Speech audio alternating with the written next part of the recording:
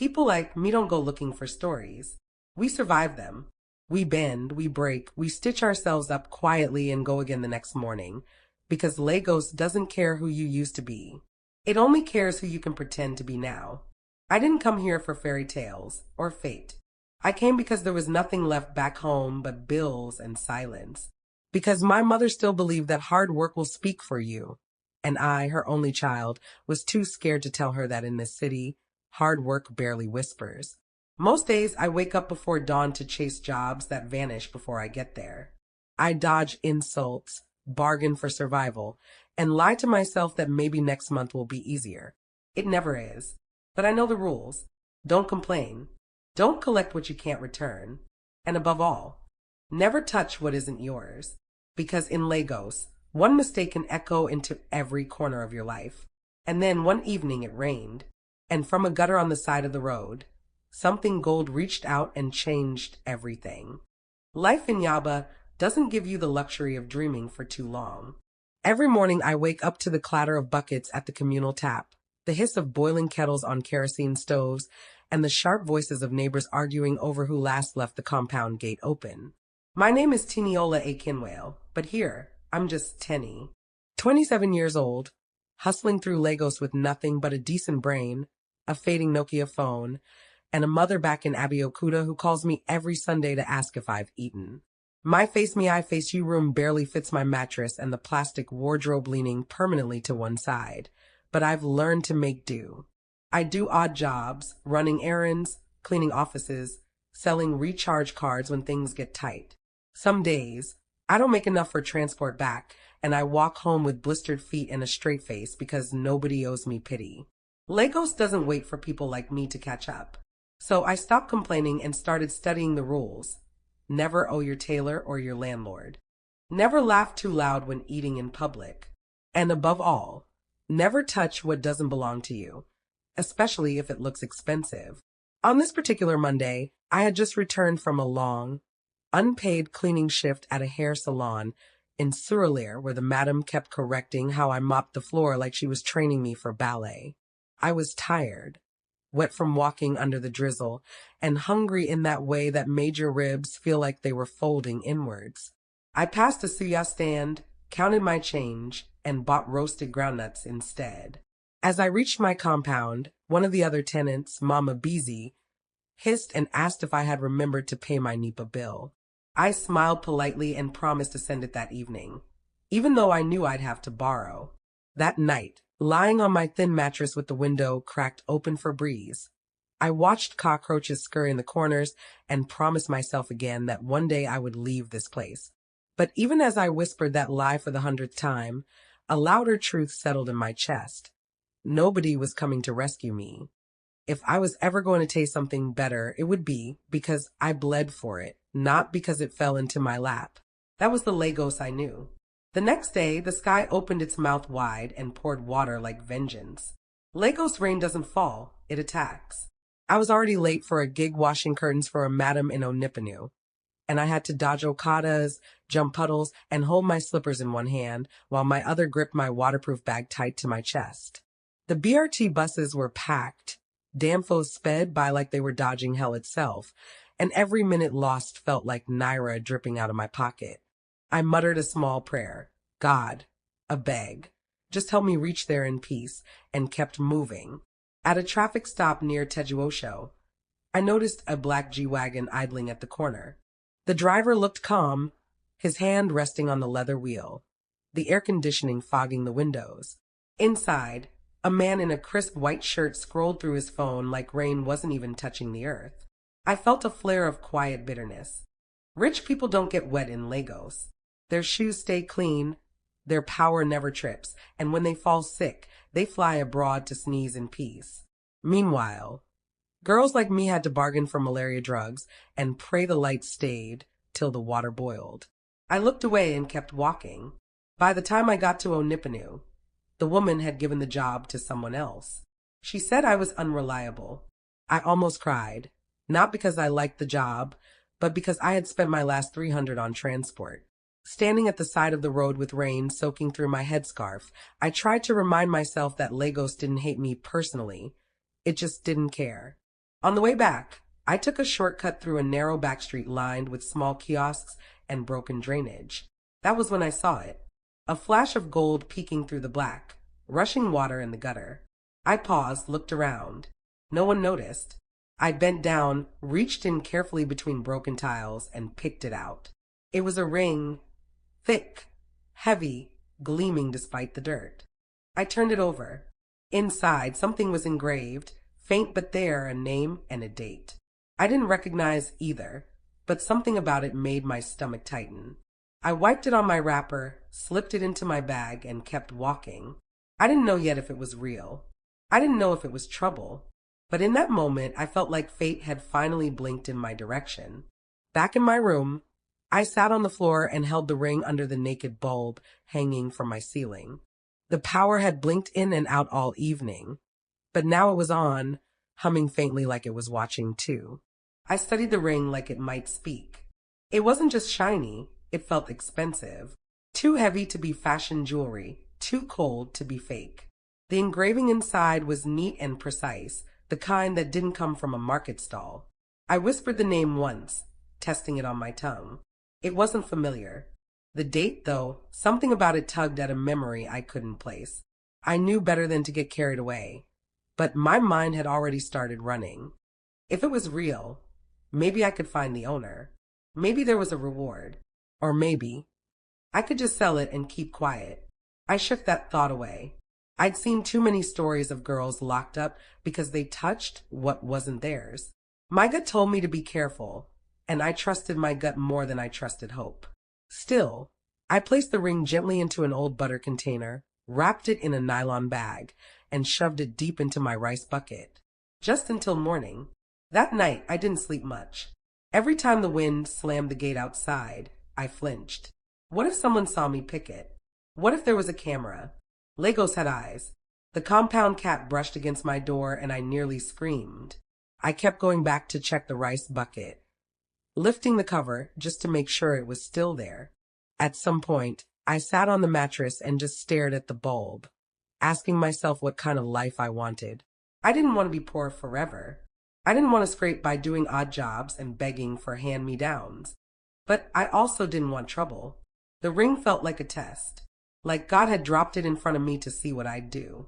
So I made a decision. I would go to a reputable jeweler in Balagan the next day. I'd ask questions not as a thief, but as a finder. If it was real, I'd look for the owner. If not, I'd return it to the gutter and forget it ever happened. Either way, I wanted to be able to sleep again. Dawn came slowly, and I was up before the sun. I bathed with cold water, brushed my teeth with salt because my paste had finished, and wore my cleanest blouse, the navy blue one with the missing button I always pin with a safety clip. I tied my scarf carefully, wore my rubber shoes, and took out the butter container like it was a sacred thing. I wrapped it in a second nylon and slipped it into the inner pocket of my bag. As I left the compound, Mama Beezy called out that Nipa had cut our light again, and I should go and beg the caretaker. I mumbled a response and kept walking. I wasn't in the mood for neighbor Walla.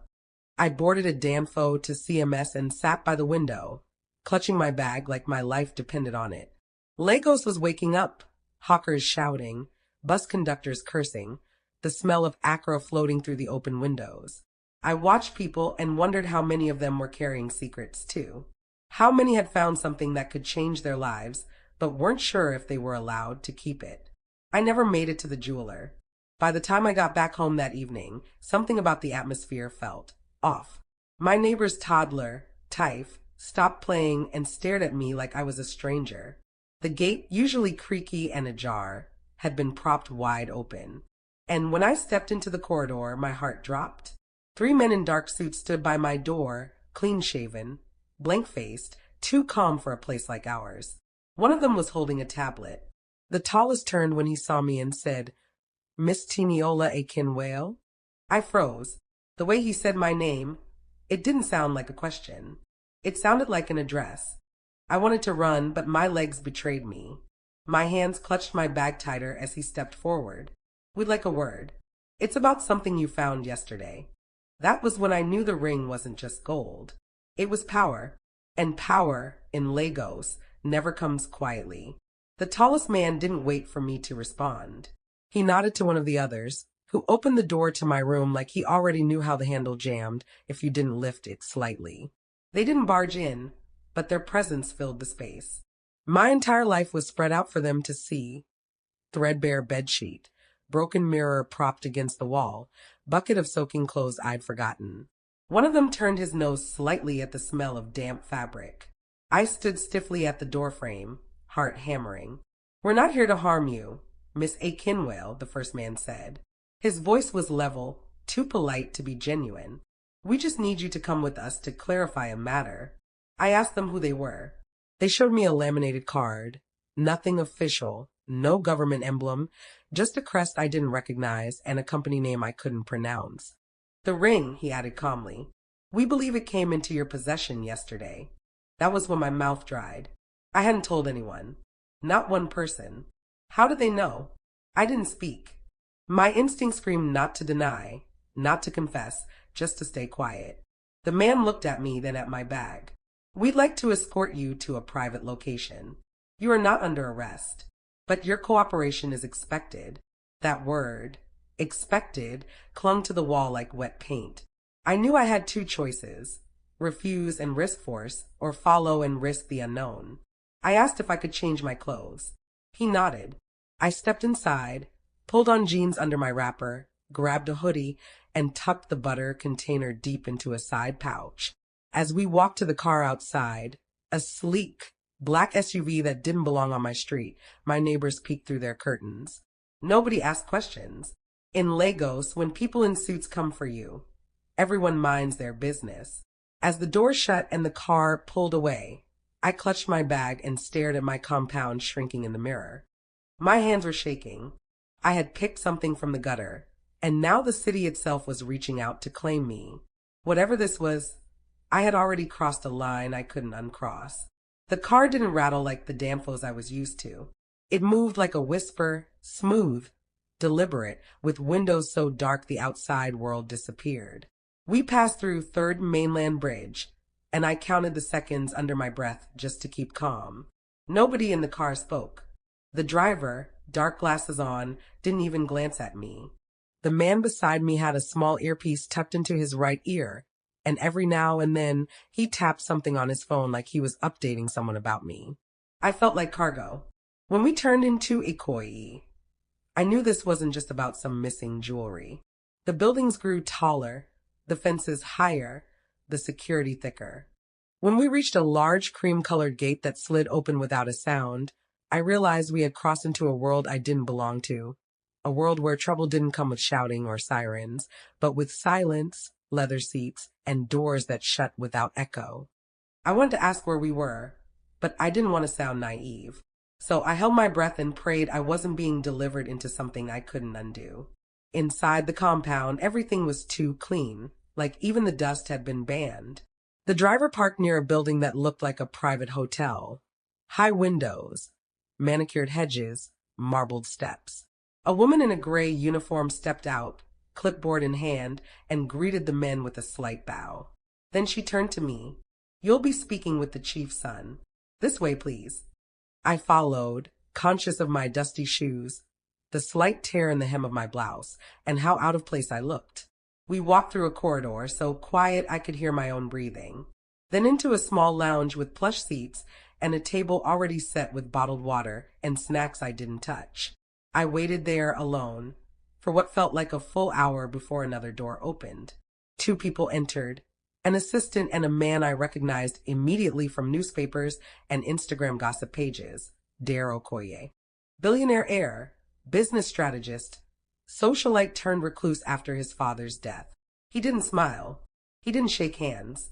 He just sat down opposite me, looked me over like I was a riddle he didn't have time for, and said, "So, you're the girl with the ring." His voice was low and firm, like someone who was used to being obeyed. Not shouted at or begged, but obeyed. He didn't raise it once, but every word landed like a weight. "We know when and where you picked it up," he said without blinking. "We want to know why you didn't turn it in immediately." I wanted to snap at him, but I reminded myself that this was not Yaba, and this was not someone who had to shout to ruin me. So I took a breath and told him the truth. that I found the ring in a gutter, that I planned to return it or at least figure out who it belonged to, that I didn't know it was his, that I didn't even know who he was until now. He listened without interruption, his fingers steepled under his chin. His eyes didn't flinch, didn't soften. He didn't thank me. He didn't even nod. When I finished, he leaned back and said, "You expect me to believe that? That you just happened to find it? In Lagos?"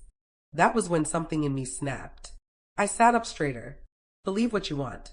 But if I wanted to sell it or steal it, I wouldn't be sitting here.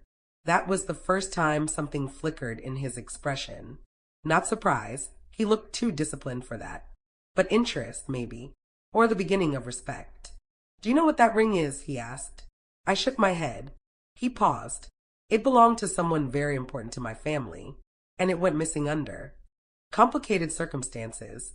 I wanted to ask more, but his tone warned me not to. "If I'd known it was yours, I wouldn't have picked it up," I said. He stared at me. "But you did.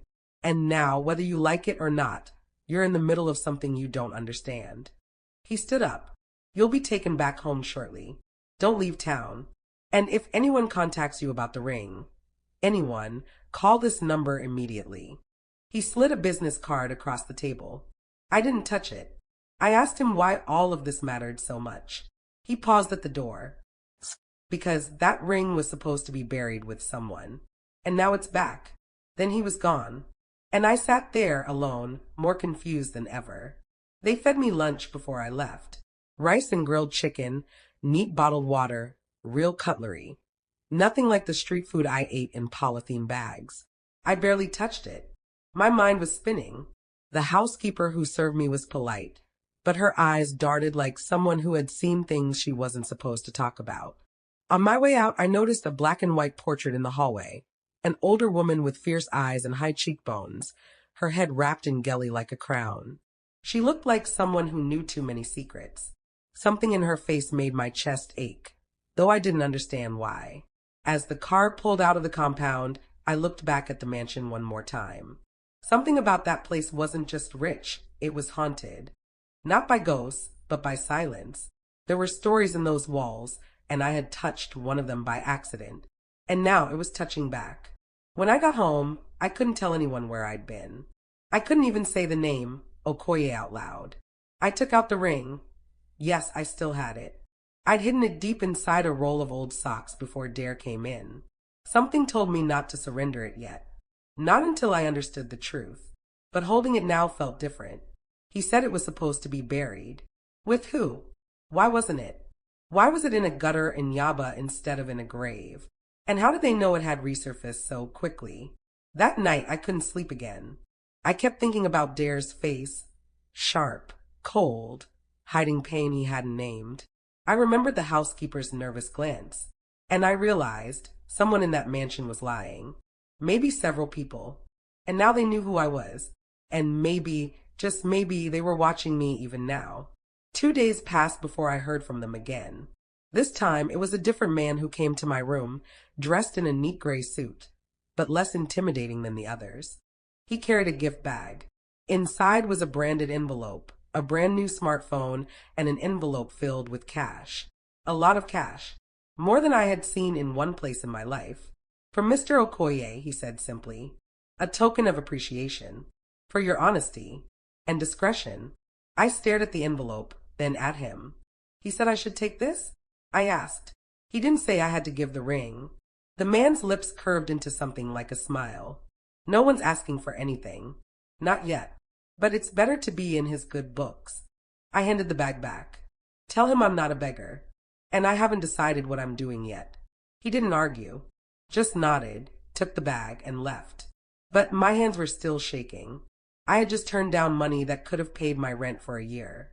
That night, hunger reminded me how stupid that choice was. But something in my gut told me if I took that cash, I'd lose my right to the truth. I went to bed cold and angry. Angry that people like Dare could throw money at problems. Angry that even my small resistance felt risky. I wanted to keep the moral high ground, but I also wanted to eat. So the next morning, I texted the number on the card. "If you really want the ring back," I typed, "then tell me the full story. Not half. Not hints. All of it. Or I'm done talking. I didn't expect a reply. But 20 minutes later, the response came. One word, come. No address, no details. Just that. And for some reason, I got up, dressed, and went because I couldn't pretend anymore that this wasn't part of something bigger than me. Bigger than Yaba. Bigger than Gutter Gold. By the time I got back from McCoy again that week, still without answers, still more confused than before, I noticed things had shifted in my neighborhood. First, my neighbor Uchenna barely greeted me. Then, Mama Beezy stopped letting her daughter borrow my bucket like she usually did. Finally, the worst, Mr. Luckman, who usually called me for his weekend cleaning jobs, didn't respond to my messages. I found out through his gatekeeper that he'd hired someone else. Said you're now doing big madam work, the boy added with a smirk. It hit me then. Someone had started whispering. Whether it was those men in suits or someone inside the mansion, my life on the mainland was being squeezed like a sponge. Legos didn't need to slap you directly. It just needed to remove small favors until you disappeared into silence. I tried to keep calm. I told myself it would blow over. But one evening, I returned home to find a note under my door. No name. Just 5 words, scribbled in clean block letters, return what you picked. Now, my throat closed. I searched the street. Nothing. No faces. Just the familiar sounds of vendors and gospel music from a radio nearby. But everything felt strange. I realized then that the ring had become more than a mistake. It was a target. And the longer I held it, the more I would be made to suffer in ways I couldn't fight directly. That night, I locked my door from inside, pushed my table against it, and held the ring in my palm until my hand hurt. I didn't know who was watching, but I knew this. Whoever wanted me silent was getting bolder, and I would either fold or find a way to strike back. They came back before I had the chance to decide what to do next. This time it wasn't a quiet knock. It was a loud, deliberate bang on the door. I froze, heart jumping, my hand hovering over my phone. My eyes darted to the ring, still hidden in my Bible between the pages of Psalms, like maybe God was guarding it. When I opened the door, 2 men stood there. Not the ones Dare sent before. These ones weren't smiling, and they weren't trying to look polite. One was light-skinned with a scar running across his chin. The other had eyes that didn't blink enough. We know you still have it, Scarchin said. And you have no idea what you're playing with. I didn't answer. Don't be foolish, girl. This is bigger than you. Then, with a voice too calm to be casual, he added, things can get lost. People too. They didn't wait for a response. They turned and walked away like they had delivered a message from a higher god. I stood there shaking, heart pounding, staring after them. Suddenly the walls of my tiny room felt tighter, like they were closing in. And in that moment I understood I was being watched. Not just by Dare's people. Someone else had entered the game. For the first time since this started, I was scared for my life. Not nervous. Not worried. Scared. I knew the difference now. I couldn't sleep, couldn't eat. I sat in my room with all the lights off, listening for footsteps. When a kiki passed or someone slammed a gate in the next compound, I jumped. I tried to call the number Dare gave me, but it rang out. So I did the only thing I could. I messaged the assistant whose name was on the card. F. They came. Not your people. I need help. 5 minutes later, I got a reply. Where are you? Stay put. In less than an hour, a black car was outside and F was standing at my door. She was younger than I expected, maybe in her early 30s, sharp cheekbones, ponytail, eyes that saw too much. Pack a small bag, she said. You can't stay here tonight. I hesitated, and she added, this isn't a suggestion. And that was how I found myself leaving Yaba in the middle of the night, with only a backpack, the ring still tucked in my Bible, and the terrifying knowledge that I had crossed from story into secret war. They didn't take me back to the mansion. Instead, they drove me to a high-rise apartment in Lekki. The walls smelled of new paint and money. F opened the door with her fingerprint and motioned me inside. You'll be safe here, she said, then gave me the rules. Don't go out alone. Don't talk to anyone unless she says so. Don't use my old SIM card. You're not just holding a ring, she said, pouring me tea like we were discussing fashion. You're holding evidence. and someone doesn't want it to exist. I blinked at her. What do you mean? F gave me a look. What you found wasn't lost. It was hidden. The question is, who wanted it gone? She tapped her tablet, showed me an article from 3 years ago. A quiet obituary. No picture, just a name and a brief mention of a car accident. The name inside the ring. My throat tightened. She was, I started and F nodded, Dare's mother. Or at least, that's what we've been told.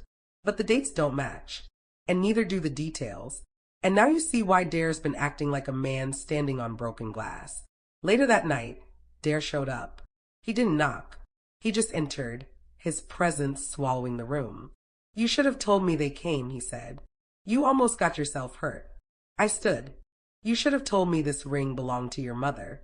He stared at me, then slowly nodded. I didn't know for sure until F traced the engraving.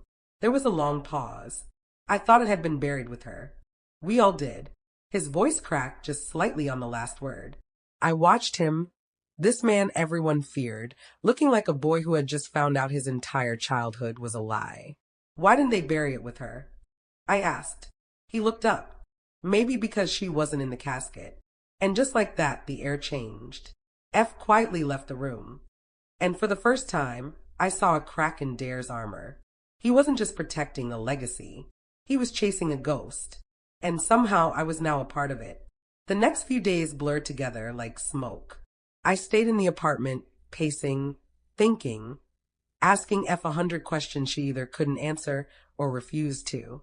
Dare visited twice. The second time, he brought documents, old estate records, hospital bills, photos of the woman whose name was in the ring. Her name was Ijeoma Yugo Okoye, Dare's mother. At least, that's what the headlines once called her. But the deeper I read, the more things didn't add up. The official story said she died in a car crash, but there was no accident report filed in Lagos or Abuja for that date. The body was never shown. There was no funeral attended by the public. And the ring? Supposedly cremated with her, according to a private family release. Except I had it. In Yaba. In the gutter. So who buried her? I asked. Dare didn't answer right away. My uncle handled everything. My father was in shock. Or maybe he didn't want questions. He stared at the gold band. But if this ring is real, someone's lying. And that lie started before she ever died. As I held the ring in my palm again, something strange happened. I noticed the engraving more closely. Beneath the name, Ijeoma, and the date, there was another inscription. A small, faint initial carved into the edge of the band. A.T.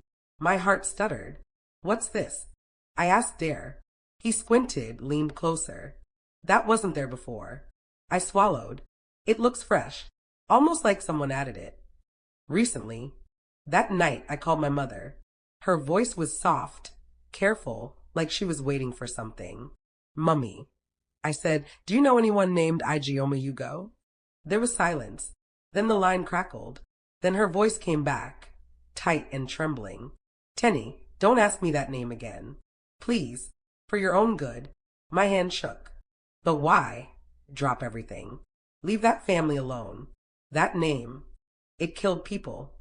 She ended the call. I sat there in the dark, the ring clutched in my fist, my mother's fear ringing louder than any threat I'd heard from Dare's world. And in that moment, I knew, whatever this was, it didn't start with me. It started with my blood. I didn't sleep that night. I paced the apartment, playing my mother's words over and over. That name, it killed people. I had never heard her sound like that. Not even when our landlord tried to throw us out for late rent. Not even when she was sick and couldn't afford drugs. This fear was different. Deep. Old. The kind of fear that came from knowing things you were never meant to speak of. The next morning, I called her again. She didn't answer. I called my cousin in Abeokuta. Ani hasn't been talking to anyone since last night, she said. What did you say to her? I lied and said it was nothing. But my chest was burning. I sent a long text. I'm not in danger. But I need to know the truth. Did you know her? Did Daddy? Please, Mummy. I deserve to know. She didn't reply. But at 3 a.m., my phone lit up with a single message. It wasn't supposed to be your story. Leave it buried. I beg you. The next day, I sat with Dare in his office. I told him everything, my mother's reaction, the initial carved into the ring, the phone call. His expression darkened, but he didn't interrupt. When I finished, he leaned back and exhaled sharply. Your father's name? He asked. I hesitated. Olufemi Akinwale. He died when I was 9. He stood, walked to a shelf, pulled out an old photo album. Inside were old press photos, events, galas, political fundraisers. One picture made my breath stop. Dare's mother was smiling beside a man in a gray suit. My father, clear as day, arm around her waist, smiling like they belonged together. I couldn't speak. There's more to this, Dare said. And it's not just about money anymore. It's about what they covered up, who they erased, and maybe who they feared would come looking. My knees buckled slightly. Then we find out, I whispered. We find out everything.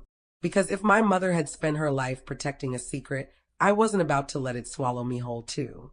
When I stepped back into the mansion, it felt like returning to the scene of a crime. Everyone greeted me like nothing had changed. Polite nods, fake smiles, voices dipped in sugar. But I could feel the weight behind their eyes. They knew I was back, and they knew I knew more. Dare brought me as a consultant, a harmless word to explain my presence. But I wasn't here to play nice. I watched how they moved. The chief of staff avoided eye contact. The head chef gave me glances that lingered too long. Even the housekeeper, calm, quiet, always in the background, seemed more alert. I knew something was rotting beneath the polished marble floors, and I was ready to dig. Dare introduced me in the inner circle meetings as someone helping with an old family matter. Most didn't ask what. Those who did got half-truths, but I could see the suspicion growing. And more than suspicion, fear. Because the girl from Yaba, who was supposed to be invisible, had walked back into their gilded cage with a secret they couldn't contain. Later, I found myself alone in a study on the second floor, a room no one used. I opened drawers carefully, touched photo frames, scanned books for anything that felt out of place. I didn't find much, until I looked behind a row of leather-bound journals and saw an envelope taped to the back wall. It was yellow with age. I pulled it out. Inside was a letter never sent, handwritten, from Igioma, addressed to no one in particular. It began, if this reaches anyone. I want the truth known. My hands trembled. I tucked it into my waistband and closed everything quietly. That night, I showed it to Dare. He read it twice, then sat down like someone had been punched in the ribs. She knew, he whispered. She knew they were watching her. She tried to disappear. And maybe she did. I looked at him. Then let's finish what she started. He nodded, but in his eyes, I saw the cost of that decision. Because to uncover the truth about his mother, he might have to tear down everything his family built. The night after Dare read the letter, something changed in the way he looked at me. He didn't soften exactly, but the distance between us, once rigid with suspicion, seemed to blur. We sat in the living room of the Lecky apartment, documents and newspaper clippings spread out between us like battlefield maps. The air was thick with unspoken questions, the kind that didn't just demand answers, they demanded belief. That night, I asked him something I hadn't dared before. Why do you even care? His brows furrowed, but he didn't deflect. Because I've lived my entire life defending a name. And now, I don't know what that name was hiding. Then, in a quiet voice, he added, and because you didn't run. I didn't know what to say to that. I wasn't used to being seen as brave, just desperate. But in that moment, I saw something in him too. Not the billionaire heir, not the guarded businessman. Just a man who had lost something and didn't know how to ask the world to help him find it again. Later that week, I came down with a fever, nothing serious, just my body reminding me I was human. Dare sent a doctor, no questions asked. He stayed that night, not in my room, but close. When I woke in the early hours, he was in the hallway, scrolling through his phone, his tie undone, worry stretched across his face like fabric that had been pulled too tight for too long. You should rest, I whispered. He looked up and, for the first time, didn't hide the tired behind his eyes. So should you. That night, I saw a different Dare. Not colder, not softer, just present. There was no grand gesture, no confession, no sudden romance. But when he reached for the tray to warm my food and didn't flinch when I coughed into the blanket, I knew something unspoken had passed between us. It wasn't love yet, but it was something truer, something real. And that, in Lagos, was already a rare thing. F tracked down someone who used to work with Dare's mother, an old driver named Musa, who had disappeared from the family estate just weeks after her death. We found him in a dusty compound in K2, a man in his 60s with a limp and eyes that had seen too much. At first, he refused to speak, said he was sick, said the past was buried. But when Dare sat beside him, not as a boss, but as a son, Musa broke. He told us what really happened. Ijeoma hadn't died in a car crash. She had tried to leave. She had discovered something, financial fraud, maybe even abuse of power, and had planned to expose it. But someone close to her, someone in the family, had stopped her. The ring? It had been ripped from her finger in a struggle. Musa said he saw it fall into a drainage gutter on the night she vanished, just as Dare's uncle told the world she'd been cremated. She wasn't in that coffin, Musa whispered. And I wasn't supposed to live to say that. Everything made sense after that. The silence, the threats, the ring's sudden reappearance. It had been hidden all these years, buried in the mud, until rain and fate pushed it to the surface, right where I would find it. I looked at Dare and saw his jaw clench, his eyes gleaming with something between grief and rage. My mother wasn't weak, he said. She was silenced. And just like that, everything he thought he knew about his family collapsed. We left Musa that evening with protection arranged through one of Dare's trusted lawyers. I offered to take the ring to the press myself to free him from the weight. But he shook his head. No, he said. We tell this story together. Because now it wasn't just about her. It was about every truth covered in gold and buried in mud. It was about legacy, not the one inherited, but the one earned. And for the first time, we were ready to fight for it. We thought the hardest part was behind us. But Lagos doesn't stay quiet when power is threatened. The backlash began quietly, a blog post accusing me of being a gold digger. Then a fake video clip of me collecting money from a stranger, spliced and edited to make it look like I was being paid for silence. My neighbors in Yaba stopped answering my calls. The women I used to clean for now claimed I had stolen from them. Even one of the TV stations that had promised to interview us suddenly postponed indefinitely. All signs pointed to one thing. The Okoye name was starting to turn on itself, and I was the scapegoat. Dare was furious. They're protecting the uncle, he said. He still has friends on the board. Old politicians. Men who think women like my mother and you don't matter. I didn't cry. I wanted to. But I didn't. Instead, I went online, posted a single image of the ring with the caption, "I will not disappear." Within 2 hours, it had over 20,000 views. But then, the phone calls started. Some were threats, others bribes. One voice told me, "We'll pay you to forget this. You can even leave Nigeria." I laughed bitterly. I didn't find this ring to run away, I said. And if I leave, it'll be through the front door. Dare stood beside me as I spoke. His mother's letter had now been authenticated. We had bank documents, old voice memos, Musa's signed affidavit. F was preparing a legal case. Still, the pressure was mounting. But through it all, Dare never stepped back. When a journalist called me a mainland opportunist, he published a public statement. Her courage is not the story. It's the answer. And in that moment, I realized he wasn't just standing up for me. He was unlearning what the world had taught him. That power wasn't about fear or control. It was about truth and standing beside the right person, even when it meant standing alone. The final blow came not from us, but from someone we never expected. Dare's cousin, young, hungry for real change, released a recorded conversation between the uncle and a fixer discussing how they handled Ijeoma. The audio was damning. It spoke of threats, staged car crashes, coerced silence. It confirmed everything. By noon, it had gone viral. By evening, the police had reopened Ijeoma's case. The uncle disappeared. Lawyers swarmed. The board issued a public apology. And Dare, my complicated, wounded, brilliant Dare stood before cameras and said, "My mother was not weak. She was not unstable. She was a woman of principle. And we failed her." He didn't flinch when they asked who helped uncover the truth. "Tiniola Akinwale," he said. "Without her, this ring would still be in the dirt. And so would our conscience." I watched from the back of the room, not dressed in designer clothes, not made up like the other women in the front rows. But I stood taller than I had in my entire life, because I wasn't invisible anymore. I wasn't just a poor girl who stumbled into power. I was the reason the truth saw daylight. And when Dare walked toward me afterward, he didn't say much. He just took my hand and held it, not tightly, not dramatically, just enough for me to know that we had walked through the fire together, and somehow we were still standing. Not perfectly, not without scars, but together. And in Lagos, that was no small miracle.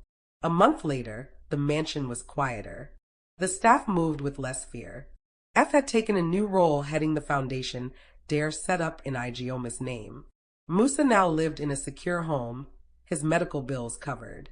My mother finally called me, not to warn me, not to scold me, but to say one simple thing: "I'm proud of you." And when I asked her what really happened between her and Igioma, she told me. They had been friends, briefly. Women trying to survive in a world that didn't listen to them. My father had worked for the family, and when he died under mysterious circumstances, Igioma had tried to help. But that help had cost her, and my mother had lived with that fear ever since. "But you've done what I couldn't," she said. "You ended the silence. As for Dare and me, we didn't rush. He didn't propose. I didn't move into his mansion. But he came to Yaba one Sunday. We sat on the bench outside my compound, sharing puff-puff from a street vendor. 'This isn't where your story ends,' he said. 'It's where mine begins.' I smiled. 'Then let's build something new. No secrets. No gold. Just truth. I still have the ring. Not on my finger, but in a small glass box by my window. Not because it's expensive, but because it reminds me who I became when I stopped being afraid. When I stopped waiting for permission. When I chose to speak. And love. It found me not in roses or riches, but in a man who learned to tell the truth. In a city that forgets easily, I became unforgettable. Not because of what I found, but because of what I refused to let go.